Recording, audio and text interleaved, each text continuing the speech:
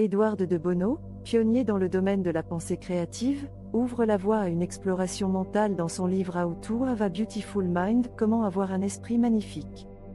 L'une des idées clés qu'il développe est l'importance de penser en termes de possibilités, et pas seulement de se concentrer sur la recherche de la bonne réponse. Ce mode de réflexion, qu'il explique à travers des histoires et des analogies, permet d'élargir l'esprit et de le rendre plus créatif. Une histoire médicale extraordinaire de Bono commence par une histoire concernant le médecin australien Barry Marshall, qui a révolutionné le traitement des ulcères gastriques. À l'époque, le traitement standard pour les ulcères consistait en un régime médicamenteux à vie, ou même en une chirurgie. Cependant, le docteur Marshall a proposé une idée non conventionnelle, peut-être que les ulcères étaient causés par une infection bactérienne. Malgré le scepticisme généralisé, Marshall a fini par prouver qu'il avait raison, et aujourd'hui, les ulcères sont soignés par une simple cure d'antibiotiques. Cette histoire met en évidence la puissance de l'exploration des possibilités. Si Marshall s'était limité à la pensée conventionnelle, cette avancée médicale n'aurait peut-être jamais eu lieu. Le message est clair, penser à ce qui pourrait être plutôt qu'à ce qui est probable peut mener à des solutions innovantes. La limitation de la pensée traditionnelle de Bono souligne comment l'éducation et la pensée traditionnelle découragent l'exploration des possibilités. Il explique que cela remonte à la Renaissance, lorsque la pensée était contrôlée par l'Église et centrée uniquement sur la recherche de la vérité.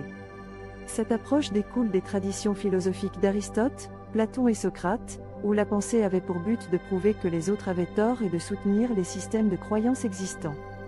Ce système a créé une méthode solide pour rechercher la vérité, mais a limité la capacité à créer de la valeur.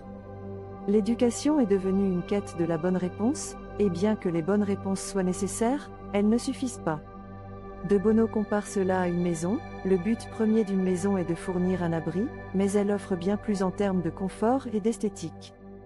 De même, la pensée doit aller au-delà de la simple correction pour créer de la valeur. Penser en termes de possibilités, la clé d'un esprit magnifique, selon de Bono, est celui qui envisage des possibilités. Il propose un scénario où une personne agit de manière agressive. Au lieu de tirer une conclusion hâtive, vous pourriez penser, peut-être que cette personne est inquiète, bouleversée ou qu'elle traverse des difficultés. En considérant plusieurs possibilités, vous ouvrez votre esprit à la compréhension plutôt qu'au jugement rapide. Penser en termes de possibilités élargit les perspectives et permet une compréhension plus nuancée des situations. Cela empêche l'esprit de devenir étroit et rigide, conduisant à des solutions plus créatives et réfléchies. De Bono souligne que ce type de réflexion ne garantit pas toujours la bonne réponse, mais qu'il mène à une compréhension plus complète du monde. Ebn, excellent mais pas suffisant. De Bono introduit le terme Ebn, excellent but not enough, ou excellent mais pas suffisant, pour expliquer que, bien que quelque chose puisse être bon, il peut toujours être amélioré. Il soutient que notre système de pensée traditionnel, axé sur la recherche de la vérité, ne laisse pas de place à cette idée, car une chose est soit vraie, soit fausse. Cependant, dans les tâches pratiques, comme la construction, la conception ou la création, il y a toujours de la place pour l'amélioration. L'état d'esprit excellent mais pas suffisant encourage les gens à continuer de chercher de nouvelles possibilités et de meilleures solutions, même lorsque quelque chose semble bien fonctionner. L'humour et la créativité, comportement clé du cerveau de façon intéressante, de Bono souligne également que l'humour est un indicateur clé d'un esprit magnifique. Selon lui, l'humour repose sur un système de motifs asymétriques dans le cerveau.